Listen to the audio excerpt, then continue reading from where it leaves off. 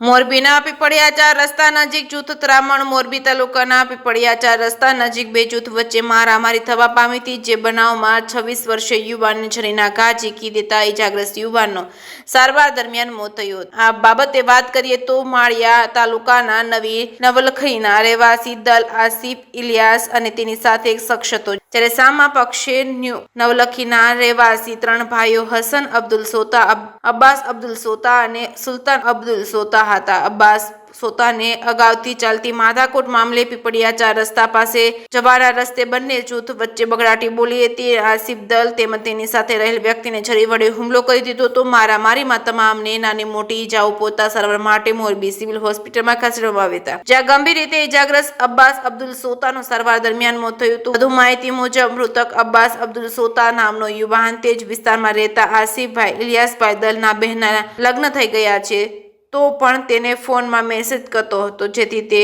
યુવતીએ તેના ભાઈ અને પતિને આ બાબતની વાત કરી હતી, જેથી મોબાઈલ ફોનમાં મેસેજ કરવા બાબતે સમાધાન કરવા માટે અબ્બાસ સોતાને પીપળિયા 4 રસ્તાથી તરફ જવાના રસ્તા પર બોલાવ્યો હતો, જેથી તે પોતાના 2 ભાઈને સાથે લઈને ત્યાં ગયો હતો. સમાધાનની વાત કરતા હોય જ્યારે બંને વચ્ચે બોલાચાલી થતા ઝઘડો થયો હતો. બંને પક્ષથી મારામારી કરવામાં આવી હતી. આ બનાવમાં 5 વ્યક્તિઓને ઈજા પહોંચી હતી. અબ્બાસ સોતાને પેટના ભાગે છરી અને વાગતા તેનું સારવાર દરમિયાન મોત થયું હતું. છે કે સિંહ ગુજરાતી સાથે શ્રીકાંત પટેલ, મોરબી.